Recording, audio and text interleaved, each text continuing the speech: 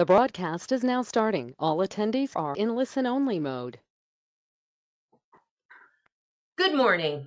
Thank you for joining us as we showcase how the City of Santa Clarita utilizes Laserfiche Forms to enhance internal processes and deliver more responsive digital services.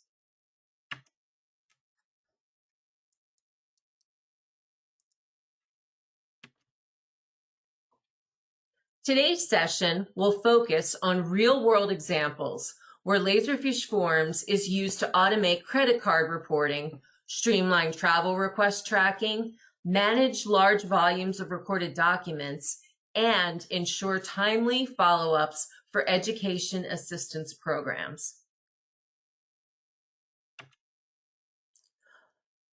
Frankie Rios will be our speaker today. Here's his bio, and he is informally known as the Santa Clarita Forms Guru, or I've given him that name anyway. Along the way, we'll highlight how Santa Clarita has leveraged features such as timer events, cancellation fields, and large-scale process automation to create sustainable and compliant workflows. And don't worry, we'll leave time at the end for your questions during the live Q&A. And I'm asking that you use the question panel in your GoToWebinar panel. I will monitor the questions and I will ask them to Frankie during the presentation and at the end. But before we review the examples, it's helpful to set some context for those not familiar with Laserfiche Forms. Laserfiche Forms is a way to ask for information in a structured manner, and it's an integral part of the Laserfiche platform, designed to move organizations beyond manual forms processing toward complete digital service delivery. In a municipal environment, forms enable agencies to collect, validate, and route information securely using dynamic web forms. Build end-to-end workflows that automate approval paths, notifications, escalations, and record keeping. Apply advanced logic, including conditional fields, real-time calculations, and event-based timers to ensure consistent service standards are always met. And finally, maintain compliance and accountability with detailed audit trails, time-stamped actions, and integrated reporting. Unlike a traditional forms tool, Laserfiche Forms ties directly into the Laserfiche repository, which includes records management and obviously enterprise content management systems. And this allows municipalities to not only process transactions, but also govern the resulting records properly. Santa Clarita's use cases demonstrate how these capabilities can be scaled to meet internal operational needs while still supporting the broader goal of delivering efficient, transparent services to constituents. And I can't wait to introduce you to Frankie, and I'm going to hand the presentation over to him.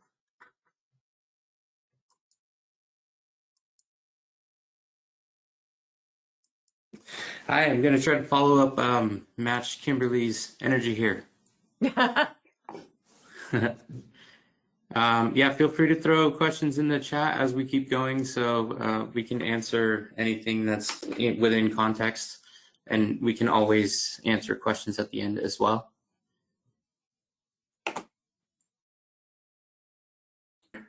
Should have a share button here somewhere, right?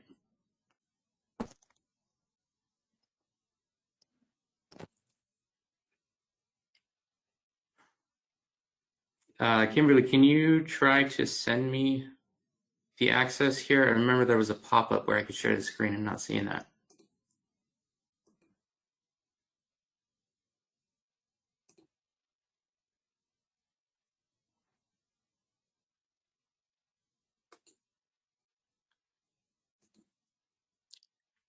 Do you have it, Frankie? I don't see a button to share the screen.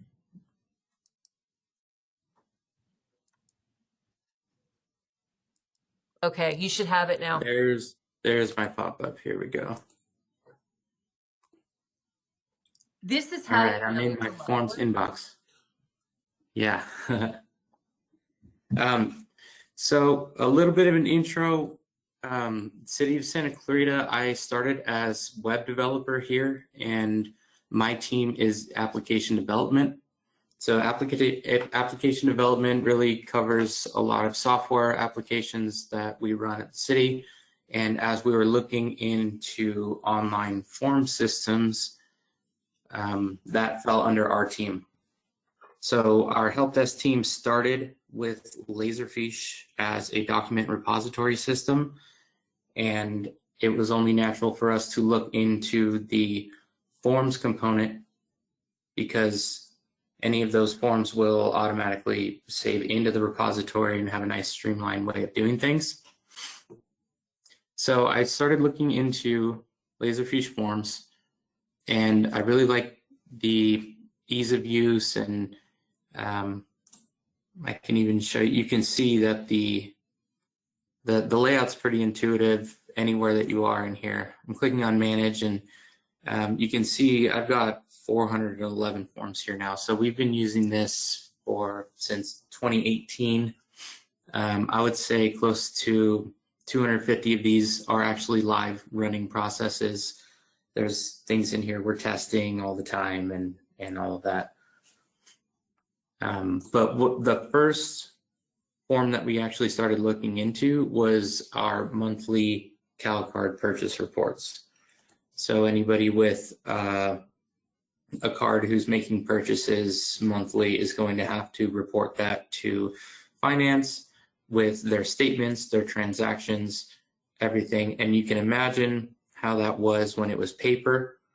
They would have to write down every transaction, staple every receipt, and manually hand that over, walk that over to their supervisor's desk for signature.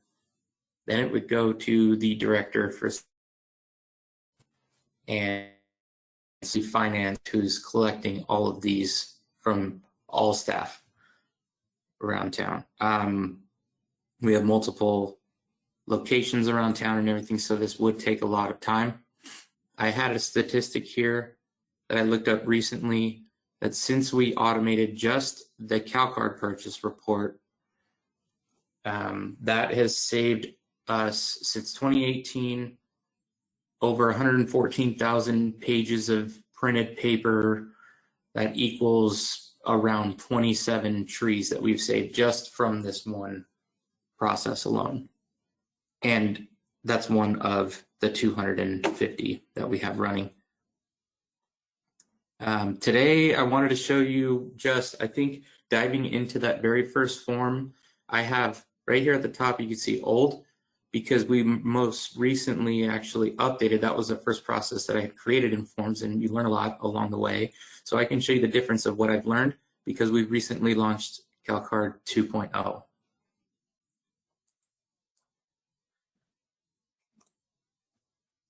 Just to show you a little bit of the interface back here, you get a process diagram to work on the workflow and set up any type of these user tasks, so you can define who signs along the way.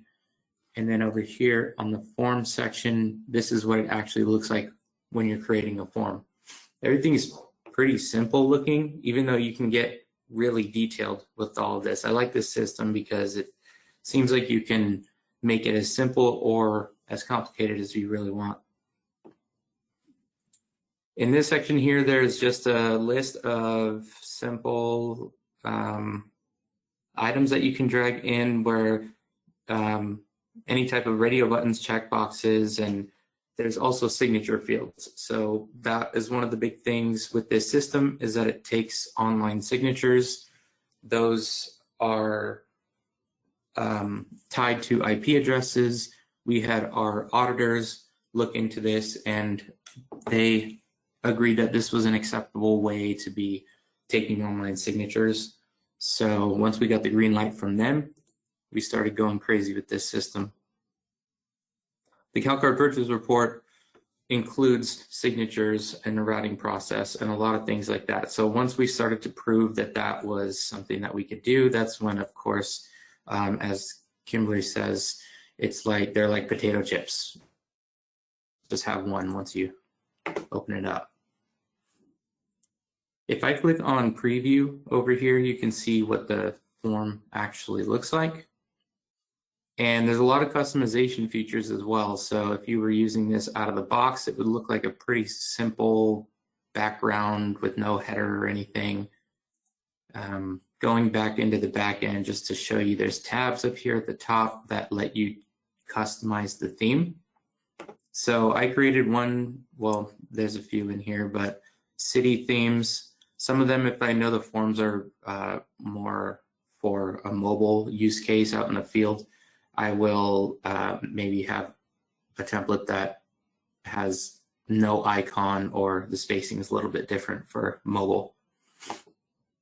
And just to go off of that, to the tab to the right of that, there's also CSS and JavaScript options as well. The CSS we're using constantly to align fields, or in this case, there are a lot of fields. Jumping to the front end here on the transactions, I had to use CSS to line all of these up to make sure that all 6 of these fields fit on one row and made it look as close as I could to the original document there. And there are different forms designers that are coming out now. There's a new version of it. So I'm kind of, this is the old version that I'm using because we're still testing with the new version. But when if you were to create a new form, you'll see the forms designer and the classic form designer. Everything I'm showing you is going to be in the classic form designer today. But the new forms designer is where you're going to get a few more features that you're probably seeing at the conferences and things like that. Some, for instance, you don't have to use as much CSS as I'm using to align fields in columns. You can kind of just drag and drop them next to each other. So this form, according to the routing process, we wanted to make sure that we're using field rules to make everything make sense. We have the option for either the cardholder to start this report themselves, so you can choose that I am the cardholder. Or if you're preparing this for a cardholder, you choose that. And we have field rules that have you specify your name as the preparer. And this will reflect in the back end as well. I'm jumping over to the process diagram now. And the green message start is where you would start. You can go over to these gateways over here, which will allow you to put different parameters in here. So this is the variable for please select your role that we just looked at. And if you choose that I am preparing for the cardholder, then it knows that it needs to route it to the cardholder next in order for them to approve themselves. If the cardholder was the one putting it in, then we wouldn't need that cardholder review step and it would go straight across to the supervisor approval here. On the left side right here, you see me jumping back into the forms. And this is where you're designing the form. But as I mentioned, the workflow includes multiple staff members. So I have a form view. They're basically different views over here, and you can customize what everybody sees. So the variables are what's tying everything in together. So all of the variables make sure that you're using the same field across all of the steps. So if I put anything in at the preparation step, then in the cardholder view, it's going to pull all of that information directly in there. I'm going to just, I'll go over an example submission, and you'll start to see how the views change depending on the user that it's assigned to in the moment.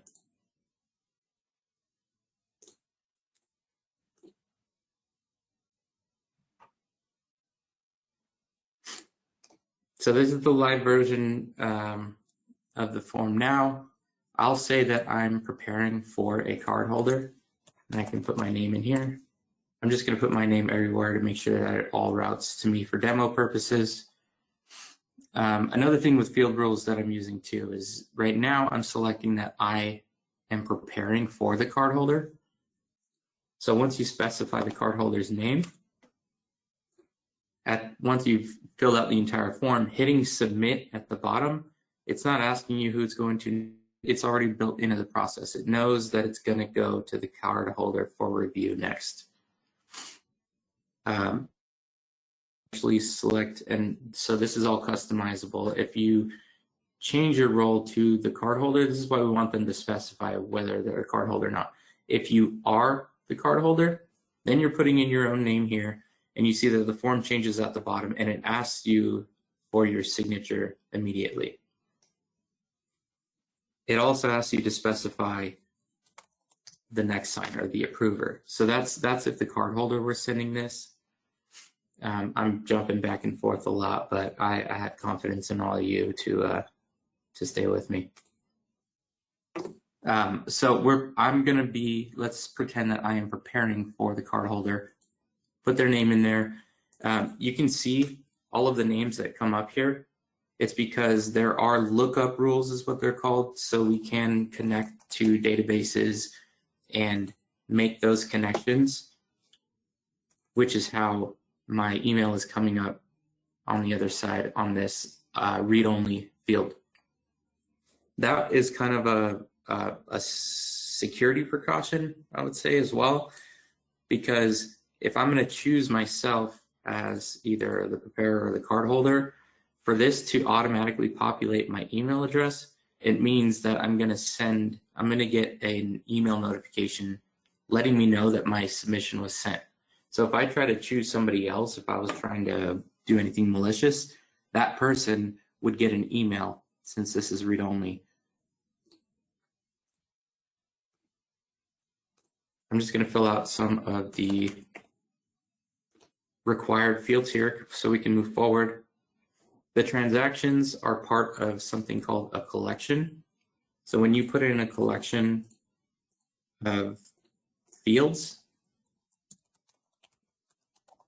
a collection of fields will give you this option to duplicate all of the fields in there, which is very helpful for transactions. So if you have multiple transactions, you can continue to add an entire list of however many you would like.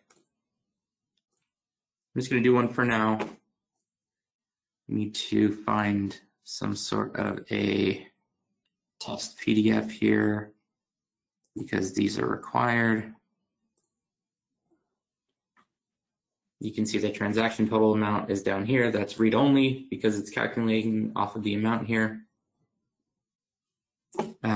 which would also add up if we had more transactions.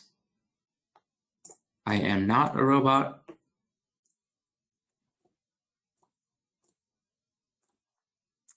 And just you can remember the way that this form looks. It's a pretty simple one-page form because I'm going to show you the CalCard 2.0 version later. It's going to look a little different. So I go ahead and hit submit here.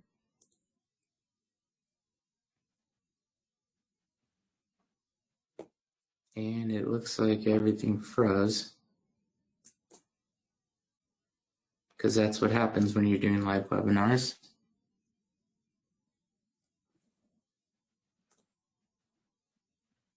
There we go. The submission page is all customizable. You can change this message here. You can choose to have it forward directly to another link.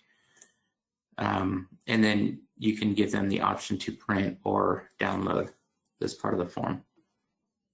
So I should have gotten an email over here. And all of these emails are fully customizable as well.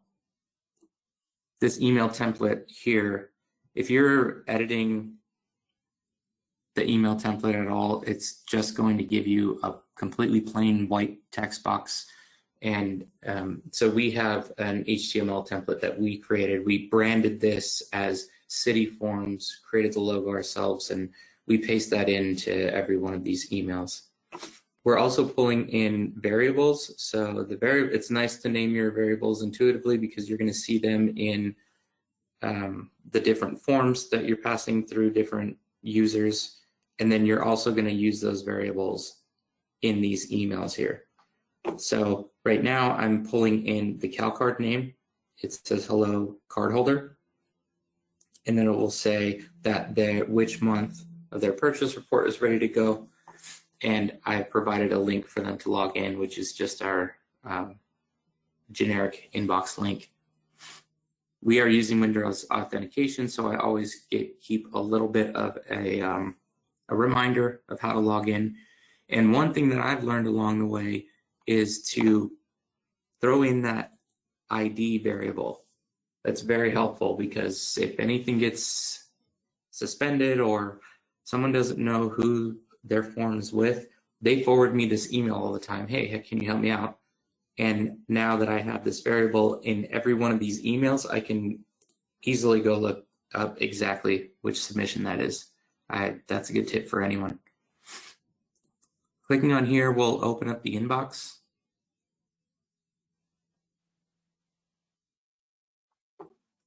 And right now you'll see that I'm at the cardholder review step. So you can also, since these views are tailored to each one of the users, the cardholder review right here, they're not going to be able to change the preparer. I've locked that down. I've also locked down there, well, I guess this is an old form, but this probably should be editable just in case, because at this point, the cardholder is the one responsible for ultimately sending in this entire report. So they should have editable access to all of the fields that the preparer has put in for them. Even the attachments, you can click on those to view them, or you can click on the X to delete them if you want to upload another one.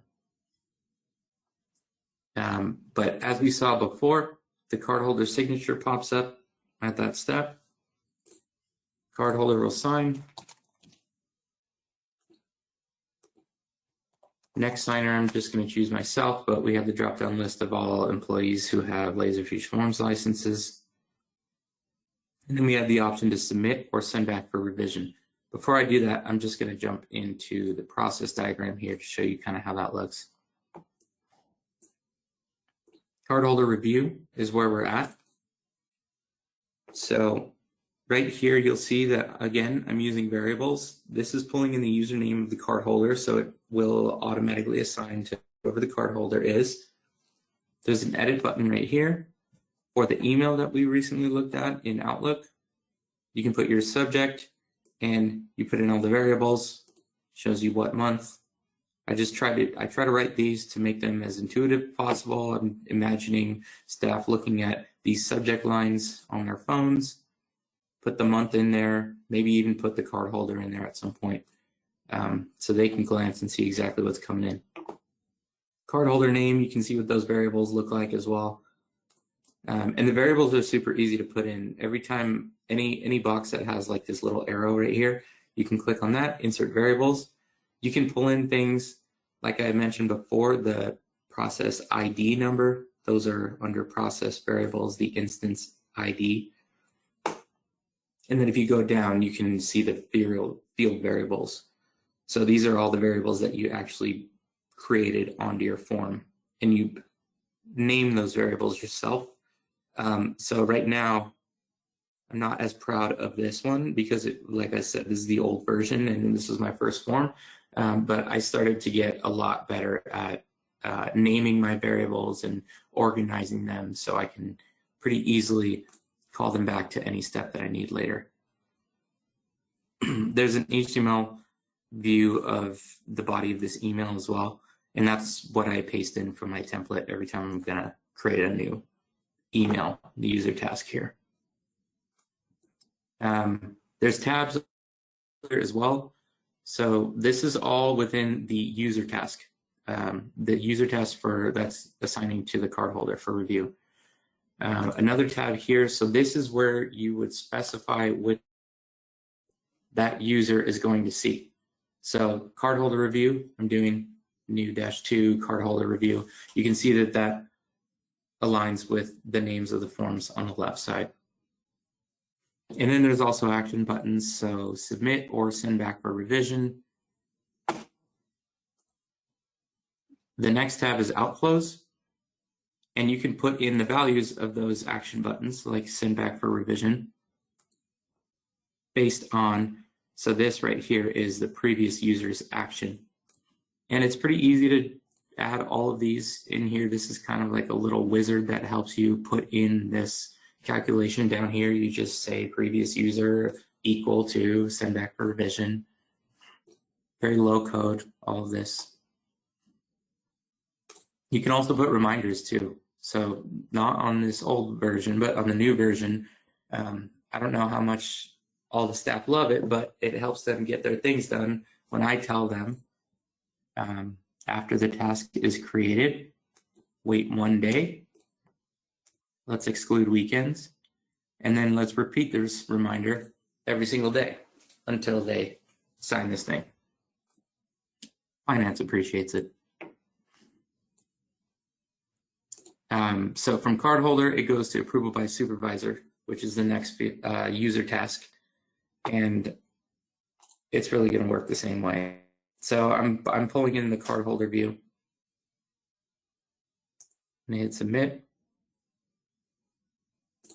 And that's where I'll get my next email. And I know, even though my name's on everything right now, it's pulling in the approver's name now. Hello, this person's card is ready to review. Jump into the inbox. This is another step that I made better in the new process, because right now it says approval by supervisor right here, this task. And imagine if that supervisor is signing off on 8 different cards. They're all going to say approval by supervisor, just stacked up here. You can put variables in these names. So now I have them saying CalCard for this month by this person. So when they stacked up in their user task here, you can see this one, travel request that I'm working on. I'm actually putting more variables in here, name of the conference. It's a lot easier to see on the user side. So just to my point of these forms looking different for every step, are read-only now. There's no X here. They can't get rid of the attachments. They can still click on them to view them. But this makes it so that the approver, they see the cardholder signature, they can sign here.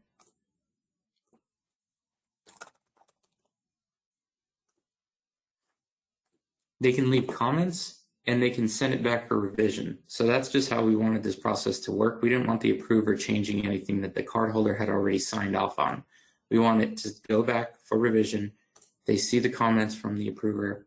The cardholder makes those changes and they send it back. So let's say this looks good. I'm going to approve and send to finance. That's a long button there, but it's specific.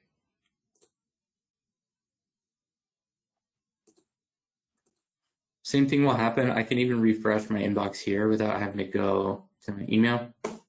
And you see this completed CalCard purchase report. And I know that this is being assigned at the finance step. So finance gets the same thing. Everything is read-only. They get to see both of the signatures. They also have the option to. And in this case, finance was just noticing that a lot of the months were off. Maybe the statements didn't line up with the actual transactions. People were getting confused. And maybe even the year was just typed in incorrectly on accident. That happens so often that finance knew they didn't want to send it back every single time. Let's just make these fields editable for finance so they can make that change real quick and save it. Because when it does save into the repository, I'll show you that step here. It's at the end. Saving into the repository, and you can customize the exact path. So we have forms, CalCard, and then you can throw in these variables again for year, month, all of that. So you can imagine how cumbersome it could be when finance is saving these and people are using the wrong month or year. It's throwing everything off. Finance comes here, says we're good. And again, I try to keep my labels specific so finance knows exactly what they're doing. Approve and file when they're done. So approve and file takes it from this step right here, goes through, files, and it sends a final email notification to the employee and the approver, just letting him know CalCard approved for this cardholder name this month, just being specific with all our variables here. And we should have seen that email come in. CalCard approved for this person this month. You can imagine that this is just so much better than staff having to walk these giant piles of paper back and forth to desks all the time, getting them lost. You can go to the reports and see exactly where a submission would be in the process. Try to bring up the old report. I think this is the old one. You can filter the reports. You can have one report that just shows suspended tasks. Here's the task that we just did. It records the time and date. It records the action of the submitters. If we had left comments, they would be showing up in here as well. And you can see what the form looks like at every single step. If I click on the very first step, this was just the preparer step. So you can see exactly what somebody put in as the preparer.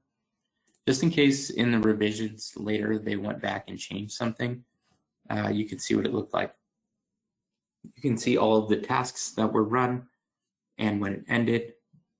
And each one of these, over here all the way on the right, there's an IP address at the user task where the user had signed off.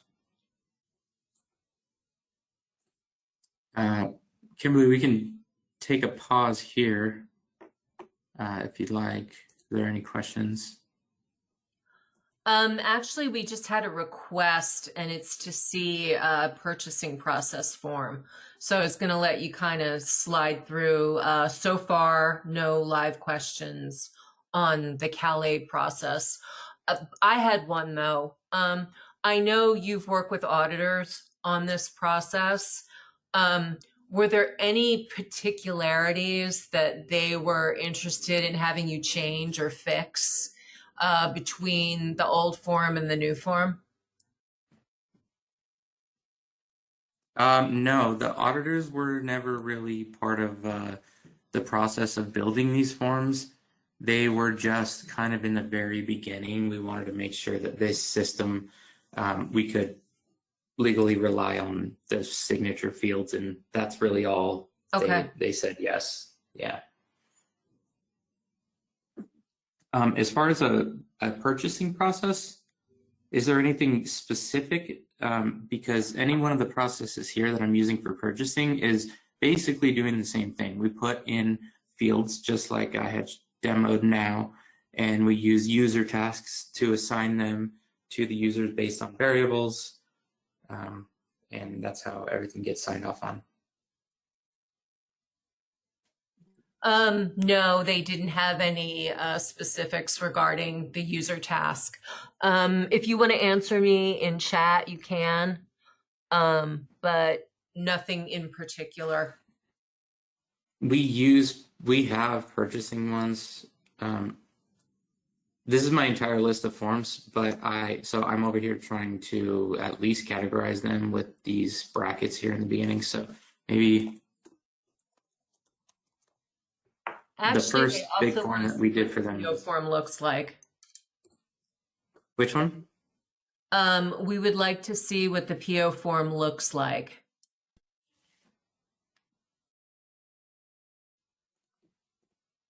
I don't know if I have a form for that.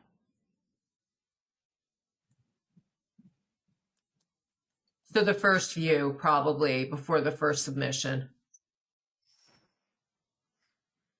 Well, we have purchasing requests like this, is if that's what we're Yeah, let's try that. looking at. Let's try that. Yeah. Yeah. So you can see that there's just a lot of different fields for anything that they need to collect. I'm trying to remember any special features on this form.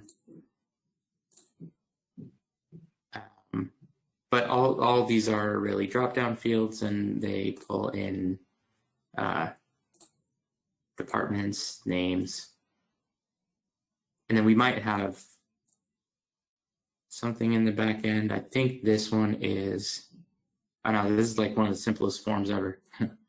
Yeah, I've seen several cities purchasing forms, and they all basically have the same setup that I was able to note anyway. Yep. And so just to show you a process, a simple process, this one is you always have the start field here, and that's where you can come in and edit the completion message, things that we showed there before. Over here, you can also turn these on to save as draft. I should really be I usually do this for bigger forms, but the save draft button is nice, so anybody can pick up where they left off later. There's different gateways here. So this gateway is a parallel gateway, which just means exactly what that is. They're running at the same time. I have it sending a confirmation email to whatever email that they put in there. And then it's also sending an email to purchasing staff. And then every form that we do, we make sure that we save it in the Laserfiche repository as well. So that's a pretty simple one. In contrast, I could go over the new 2.0 CalCard form. The other thing, Frankie, that I thought was interesting when we were rehearsing this the other day, you talked a little bit about how your skill set grew in with Laserfiche Forms, and you now build things kind of in a much different way. And I know you're going to show that when you show the workflow, but it's interesting because it can be used by a lower skill person who, can then evolve in their forms knowledge, who can then build, to more complexities. Exactly. Yeah, that's been a great point, and it's been fun in my career to do that as well, because I was just a lot earlier in my career anyway, even when I started this. So I've learned a lot about the processes that we have here and all of the different options or regulations that we need to go through. And then I've also learned how to use more features in the forms system. Kind of goes hand in hand. Let's see, this is the old CalCard process that we just went through. This is what it looked like. To me, right now, this looks like a mess. It looks a lot different than the 2.0 version. So 2.0 over here, this is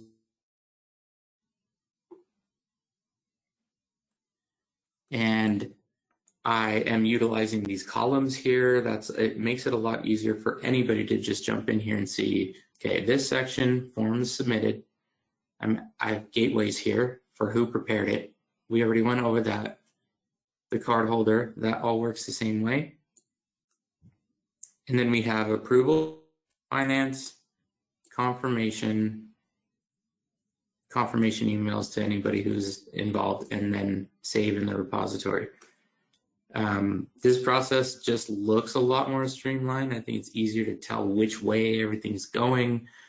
And then also over here in the approvals, you can see this little plus sign because I'm using sub-processes, which I was never using before. So that's just what makes everything look super clean, even though this is actually a lot more complex than the other one was. So just to show you what the sub-processes are, I have 1 through 10. The 10 are not built out. We're just using 5 for now. But down here at the bottom, there are tabs for the sub-processes, so you can go through those. So each one of the sub-processes has this whole piece inside of it. And I'll explain. On the left side here, I'm just kind of going through you can see the main process and all the sub-processes below it. So that was not there before. The old one just had this one process diagram button right there. Also, looking at the old one right now, there are 4 different views for each of the forms that are created depending on who's involved in the process. And if we go to the 2.0 version, there's a lot more than 4 over here for all the different views, different approvers, different revisions, different finance reviews depending on who approved, finance's final review, and then a final copy. So the big difference here with this form, and I'm just going to flip straight to the live one. Staff is already familiar with the way that we kind of do this. They see the select your role feature at the top. That's the same. So if you're preparing for the cardholder, you put your preparer name in there, or you are the cardholder. You put the same cardholder information. So this is a pretty easy transition for staff. But I added this new piece down here, approvers, new. You can now choose multiple approvers, because what was happening before was, like I said, the old CalCard version form was 1 page and you could choose 1 approver and that was it. But what about people who are using their CalCard to make purchases for different divisions? Communications, for instance, was using their CalCard to pay for Facebook ads for Econ Dev or Arts, or those all went to different account codes. So the transactions on their monthly statement, 3 of them needed to be approved by 1 approver, and 2 of them need to be approved by another approver. And in the old system, it was getting a little cumbersome that they would have to put in 3 different submissions every month. So our new feature here, if you know you're putting in 3 different submissions, you just put a 3. And if you notice that at the top, there's tabs up here now. So now there's 3 approvers up there. If I change it to 5 tabs come up. And this kind of explains why up to 10, I capped it out at 5 just for now, because I would have to build a separate sub-process all the way up to 10. And staff was saying, let's just start with 5. I don't think people are putting in more than 5 very regularly. So I'm going to go to 3 just to show you how that looks. They can either choose at the bottom right here to continue to transactions, this blue button, which I tried to make very specific, or you can choose the tabs at the top as well. So continue to transactions. Now we have a tab for approver 1. We put that approver in there and we add any transactions that that person is able to sign off on. That's why finance had us put this line here, approver must have signing authority on all of the accounts listed below. So they have a few transactions, subtotals at the bottom, they hit continue, and you're on to approver 2. Let me just, for instance, at least put some amounts in these transactions. Approver 2, choose anybody else, and amount. Approver 3, same thing. And once you submit it, we have the cardholder signature tab at the end, where the cardholder is seeing a full transaction total, which should match their statement. That's what they're signing off on. This piece here, they put their name, their signature, and they submit and send it. So I won't run through this process because you already saw how we get the emails and inbox and all that stuff, but I'll just kind of explain the differences in the process diagram here. So one of the features that Laserfiche had that I had always wanted to implement was the way that these gateways work. So once this one has been submitted, I have a gateway here. It's an inclusive gateway, and it will only run there. They show you in their documentation, and it's helpful that they have a link to their documentation right here. So you can pop this up and see exactly how these gateways are defined. Merging, splitting, so inclusive gateways are going to make an and or decision. Parallel gateways just make an and decision, but it also changes based on how they're merging. So if you're using a gateway, inclusive gateway to merge, then it does not represent a decision. Instead, it waits for all flows with active activities to finish before proceeding. That was cool to me. I thought I had always wanted to use that, and this was a perfect spot to do it. So right here, an inclusive gateway is taking these calculations based off of that number field that I had said. Tell me how many approvers you have.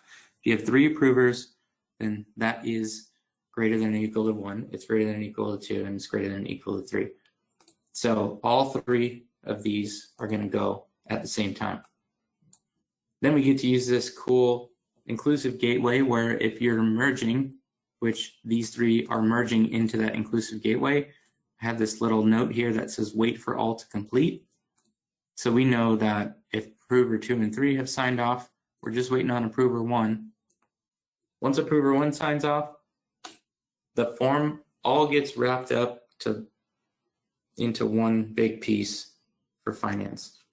And if just to give you a little visual over here on the left side, as I showed you, all of these forms are for whoever's part of that process at the moment. So approver number 1, all they're going to see is they're going to see the main cardholder stuff. All approvers will see that, and then they will see only the transactions that they need to sign off on.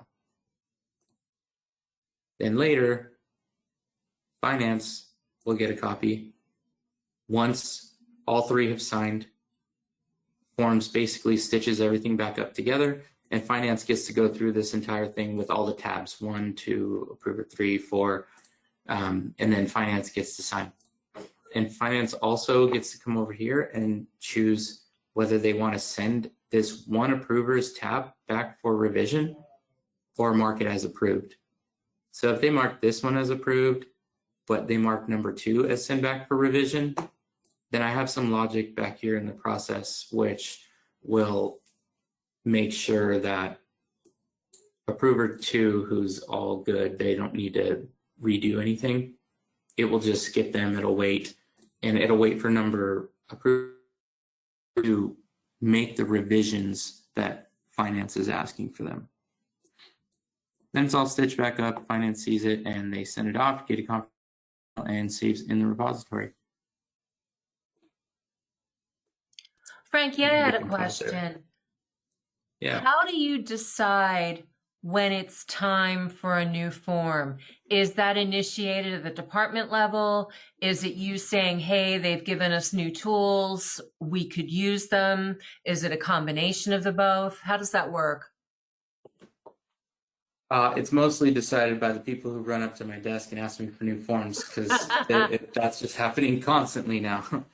It's really like making me want to, we need to grow our team here.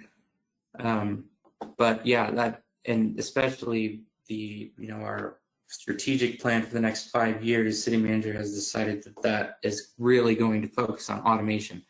So then the next day we get an email from HR manager, hey, we want to automate 9 different processes this year, and just giving you a heads up. And that's just coming from HR, and I probably did 9 for finance in the last 2 months.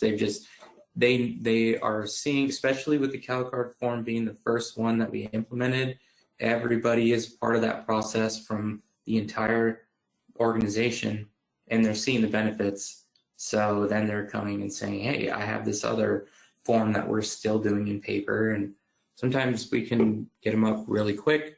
Sometimes they have to be a whole big project with all kinds of stakeholders, like the travel request form that I'm recreating right now. That was probably one of our last huge processes that is still in paper, and it's just taking a lot of approvals to get through. So it sounds like for 2025, the city itself is really integrating your forms work into digital service delivery. Would that be accurate? Yeah, definitely. Forms is probably the biggest component of us automating everything here. Well, Laserfiche has workflow tools, right? Oh yeah, and that's even the workflow tools and tying this in with the repository is a whole nother beast as well. Because you can see over here on the left side, one of these tools is called a workflow service task. Yep. So at any point, you can drop that into the process and connect your workflow service task. And I think most of you know how robust that gets. Yeah, it's a nice little convenience that they did it that way, huh? Right. I'm going to reload without saving so that doesn't break anything in my live form. A couple of the other features that we mentioned that we were going to go over in this webinar are, I can mention pretty quickly, but the travel request form that I'm working on,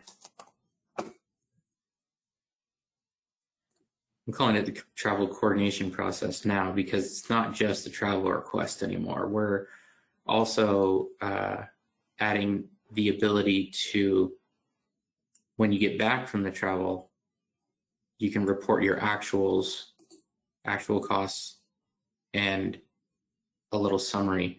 And then you can also make your reimbursement request for anything that you maybe per diem that you put on a personal card or anything like that. Just an example here, how we've tabbed that out. So originally, in the beginning of this process, all you're doing is a travel request here. Putting in all your information, where you're going, how much you estimate that you're going to spend, and then you're going to get signature from supervisor, manager, director. And this is your signed travel request. You need to keep it, if for our processes, you need to hold on to this signed travel request, which is right now, it's just wet signatures, piece of paper. And by the time people go to the conference, come back from the conference, they want to submit for reimbursement, they lose their travel request. This will keep it all wrapped up into the same process. But the coolest part about this process is right here, when you're putting in your travel details, you're going to tell them when you go. And right now it's read only, but if I say multiple days, then it asks you, what day are you coming back? We use that variable for what day are you coming back later in the process over here. So I have it going to all these traveler, everybody for review. Then it'll go to supervisor, administrator, admin director. Then let's say, awesome, I got this email right here, this email task, and it says, congratulations, your travel has been approved. Then based on your travel return date, which could be months out. You know what? I don't even have it built in here, but I'm going to put a timer catch event right here. So travel request gets signed, you're approved to go, and this task will hit this timer catch event. And this timer catch event will wait. It'll keep the process. It's not going to be assigned to anybody. It won't be assigned to me so I can accidentally delete it while I'm at the conference or whatever. It's just going to wait. And I can base that off of a variable. So I'm going to say, wait until 1 day after, and you can see all our variables here come up there, and they're all our dates, because we have a date field for when everybody signed. But we also have a return date. Traveler, it's one of these. You guys have probably seen it. But either way, you put in the return date variable there. This will wait until 1 day after you're back from the travel request, or from the travel, and then you'll get this notification right here. This email will say, your travel request form is ready to be completed. I can even write in, based off of the return date that you entered. Frankie, how long did it take to put this together, more or less?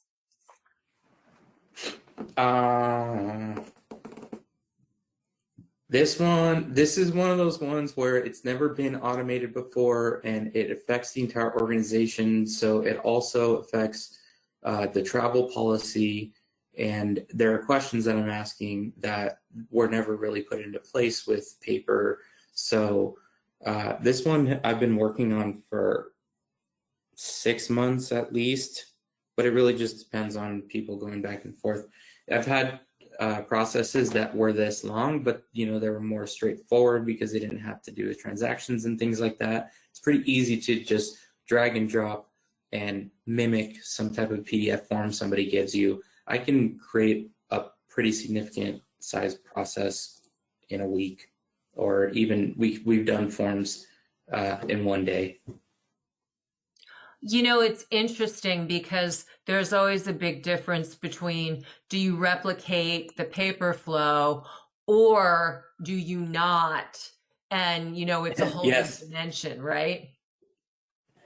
Yeah, and that's why I think this has evolved me in my career as well, because now I'm not just automating or turning something digital.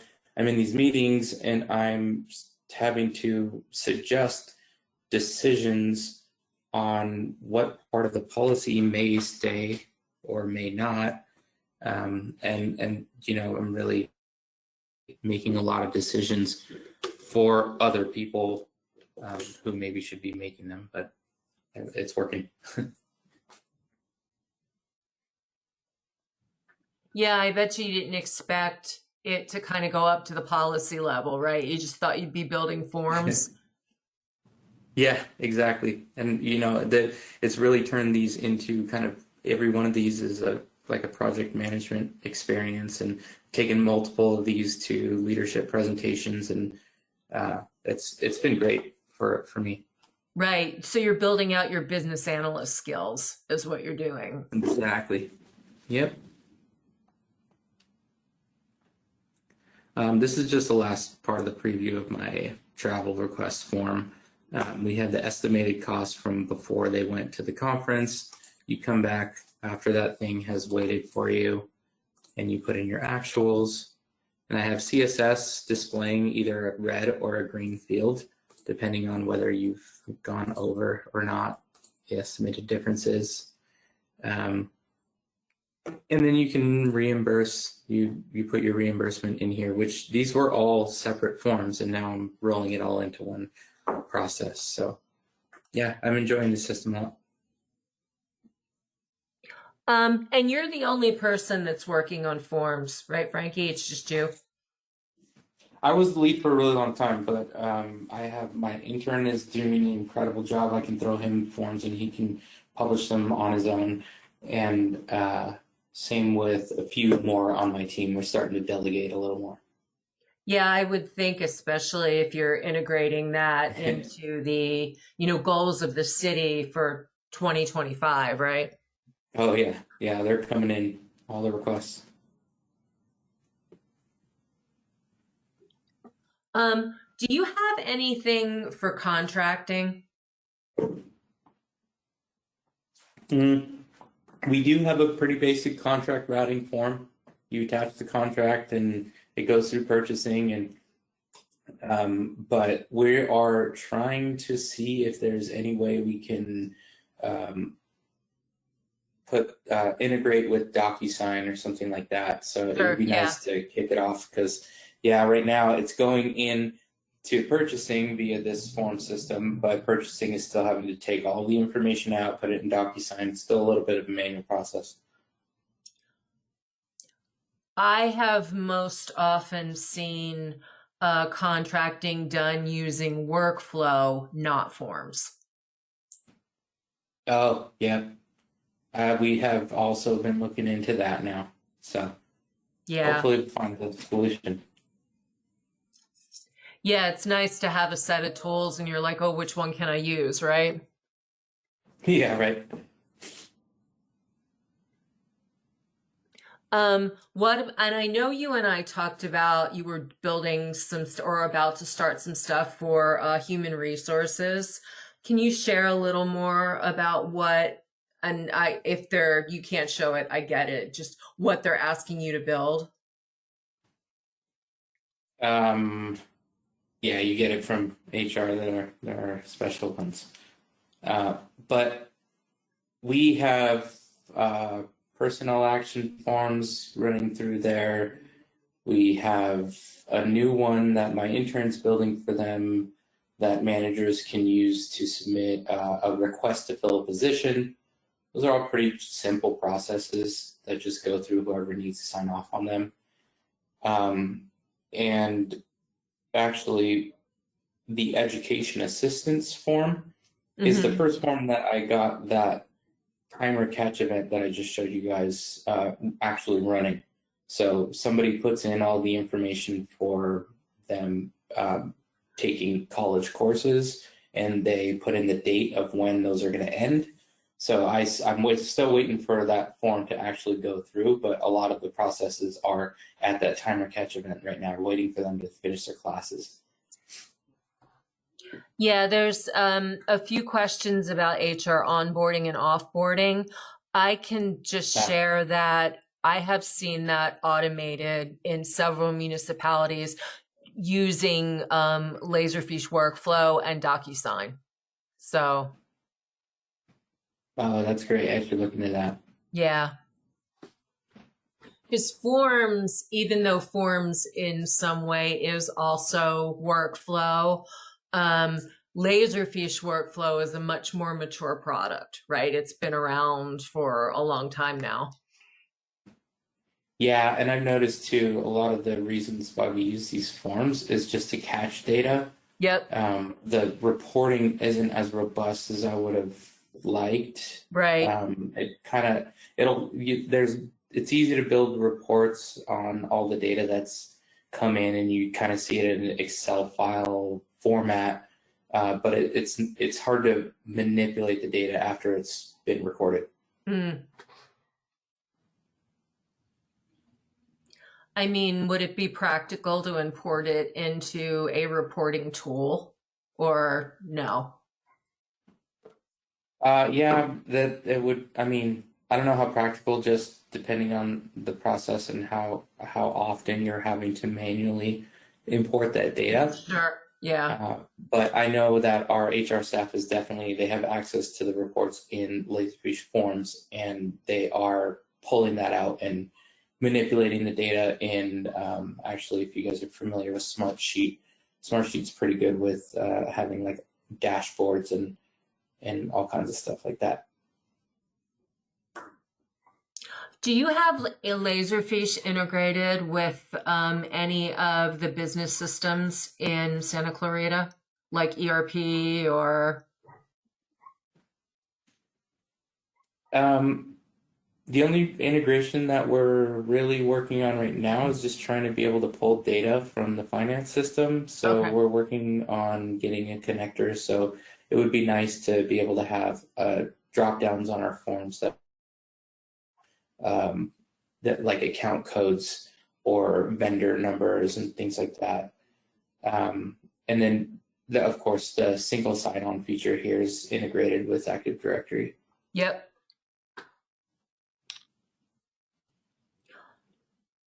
What advice would you give another city if they were just going to start, or an agency, with Laserfiche Forms? What are some lessons learned? The tiniest little thing that I mentioned before is put that instance ID on all your emails, because you're constantly getting people forwarding, can you help me with this? And you're like, to help you with what? I gotta find that now. But overall, I really had a good time with the system, with the way that we started with this CalCard form, because it really affected the entire organization, and it was something that everyone was really impressed by. Everyone saw the power of the entire tool, and everything just exploded from there. How did you settle on Laserfiche Forms as an organization? Because, there's lots of tools out there, right? Right. Yeah, we had looked at one tool before, and it was promised as a seamless document integration. Just throw PDFs in there and make them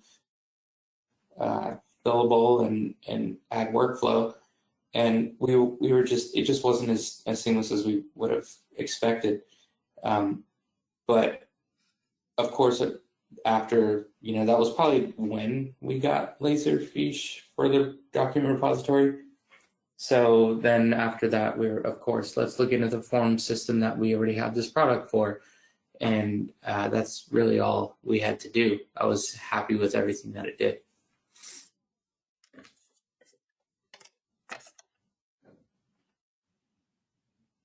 Before you were using Laserfiche, what did your web forms look like?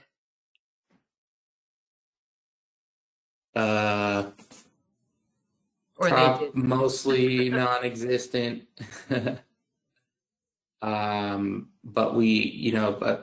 coming from the web developer side, we were able to create some web forms on, our main platform is WordPress. So we had used a few plugins there for that, WP Forms, and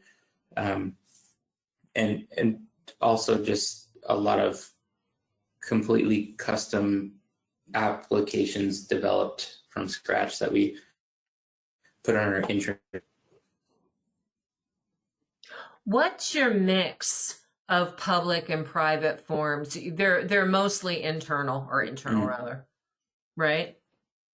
Yeah, that's a good point. I would say it feels like most of them are internal because I got finance and HR coming to me all the time. Right.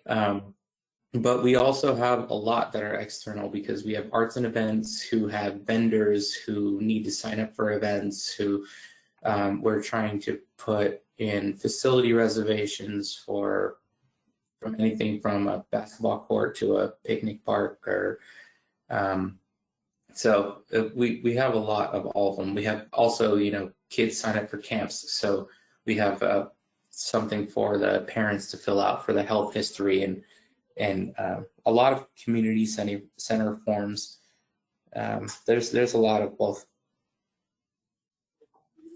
Yeah, that's another area where external implementation would be really useful, because again, it's just a really structured way to ask for information and then either, push an email or dump it into a system and then, queue some sort of notification.